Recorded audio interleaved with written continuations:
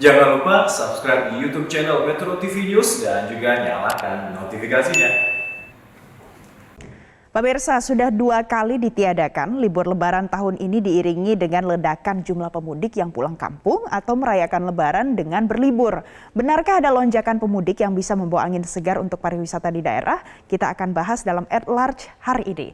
Nah, jika ada penambahan lonjakan jumlah pemudik tahun ini kita tentu harus melihat bagaimana penyesuaian aturan mudik yang tentu pasti berpengaruh sedikit ataupun besar pengaruhnya dari jumlah pemudik yang berubah sejak masa pandemi mulai dari tahun 2020 sampai dengan hari ini.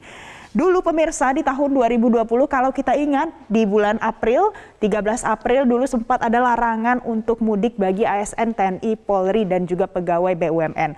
Tapi ternyata kemudian disusul dari pernyataan Presiden Jokowi di bulan April 2020 ternyata seluruh masyarakat dilarang untuk mudik. 2021 juga ada hal yang sama yang terjadi di sekitar 6 sampai dengan 17 Mei 2021. Larangan mudik juga disampaikan kepada masyarakat berikut dengan pengetatan persyaratan ataupun perjalanan PPDN. Jadi perjalanan di dalam negeri ini juga ikut diperketat sebelum dan juga setelah masa mudik. Kemudian apa yang terjadi tahun ini? Ada perubahan signifikan. Kita mendapatkan penambahan 4 hari cuti bersama Idul Fitri. Ini tentu menjadi momentum sehingga masyarakat bisa pulang kampung lebih lama. Kalau kita lihat tanggal merahnya, bahkan bisa pulang kampung, bisa mudik, bisa liburan sejak tanggal 28 April sampai dengan tanggal 6 Mei 2022. Ini menjadi salah satu momentum yang ternyata menimbulkan dampak berupa jumlah pemudik ini terjadi lonjakan yang signifikan sekali khususnya di Lebaran tahun ini. Nah, kita lihat selanjutnya bagaimana dengan perubahan jumlah pemudik dari tahun ke tahun. Ini semenjak masa pandemi terjadi. Kalau kita lihat dari catatan Kemenhub di tahun 2020 meskipun mudik dilarang, ternyata jumlah orang yang tetap ingin mudik ini masih ada sekitar 297.000 orang. Ini yang tercatat dari Kemenhub di tahun 2021 pemirsa. Angka yang mudik ternyata juga mencapai 1,5 juta orang pemudik. Kalau kita bandingkan dengan tahun-tahun sebelumnya, jumlah pemudik lebaran biasanya di Indonesia ini hanya sekitar 18,5 juta pemudik. Bagaimana dengan prediksi di tahun 2022 ini? Berdasarkan survei Litbang Kemenhub, jumlah pemudik diperkirakan bisa mencapai angka 85,5 juta orang pemudik tahun ini. Nah, tentu ini akan berimbas pada bagaimana sektor pariwisata di daerah akan menyesuaikan terkait dengan banyaknya jumlah pemudik yang akan datang ke daerah pada Idul Fitri tahun ini. Kita lihat apa saja indikasinya. Kita sudah memperoleh sejumlah indikasi yang ternyata mengisyaratkan pasti nanti akan ada peningkatan wisatawan di daerah. 2 indikasinya. Yang pertama, 29 April ini Kapolri menyebutkan ada peningkatan hunian akomodasi di Bali jumlahnya bisa mencapai 53%. Pemirsa, 53% untuk kondisi Bali di masa pandemi COVID-19 ini tentu menjadi sesuatu tanda-tanda signifikan bahwa akan terjadi peningkatan pariwisata di daerah. Tidak hanya itu, 26 April Sandiaga Uno juga menyatakan hal yang sama. Bahkan prediksi tingkat okupansi hotel selama lebaran ini juga diprediksikan bisa naik 8% secara keseluruhan.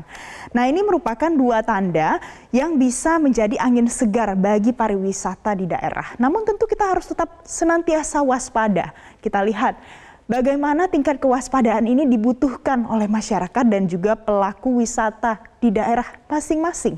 Ini merupakan kutipan yang saya ambil dari pengamat pariwisata Purwokerto Cusmeru yang ia mengatakan euforia libur lebaran hendaknya dibarengi dengan kepastian tercapainya kekebalan imunitas masyarakat. Jadi yang ditekankan dari pernyataan ini adalah sama dengan pernyataan-pernyataan sebelumnya yang disampaikan oleh pejabat pemerintah, Presiden Jokowi terkait dengan kita harus senantiasa menerapkan protokol kesehatan dan juga kita harus vaksinasi COVID-19, vaksin booster sangat ditekankan pemirsa terkait dengan supaya kita menghindari penyebaran dan juga penularan COVID-19 ini terjadi di masa libur lebaran kali ini. Selain itu, apalagi usaha Menparekraf kita lihat bersama. Ini merupakan surat permohonan bantuan untuk pemantauan destinasi pariwisata yang disampaikan oleh Sandiaga Uno kepada banyak pihak yang nantinya tentunya terlibat. Diminta selama libur Hari Raya Idul Fitri ini harus ada sosialisasi protokol kesehatan. Kemudian pemantauan dan pengawasan terhadap destinasi wisata. Yang ketiga, diminta ada koordinasi dan komunikasi yang intens. Yang keempat adalah mengimbau pengelola untuk memastikan kesiapan dan juga keamanan. Dan yang terakhir, yang paling penting adalah perlu adanya laporan dan juga evaluasi terkait dengan perkembangan situasi destinasi wisata. Nah, kalau yang tadi kita bicarakan mungkin lebih banyak terkait dengan penularan pandemi COVID-19. Tapi tentu kita tidak lupa kalau ada antisipasi lain yang harus juga disiapkan. Kalau Anda lihat gambar di samping ini, karcis parkir THR 20.000 setahun sekali.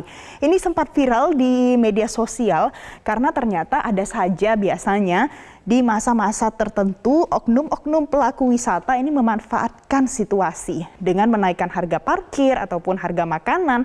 Dan ini biasanya terjadi di banyak daerah pemirsa. Kemudian ini juga sudah diantisipasi oleh Pemda baik dari pusat dan juga daerah.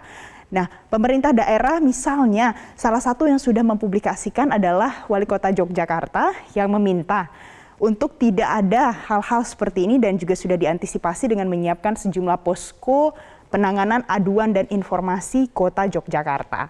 Nah, ini merupakan angin segar yang akan diterima oleh sektor pariwisata daerah karena di tahun ini akan ada banyak pemudik yang akan beraktivitas selama Hari Raya Idul Fitri di daerahnya masing-masing atau di daerah tempat destinasi tujuan wisata.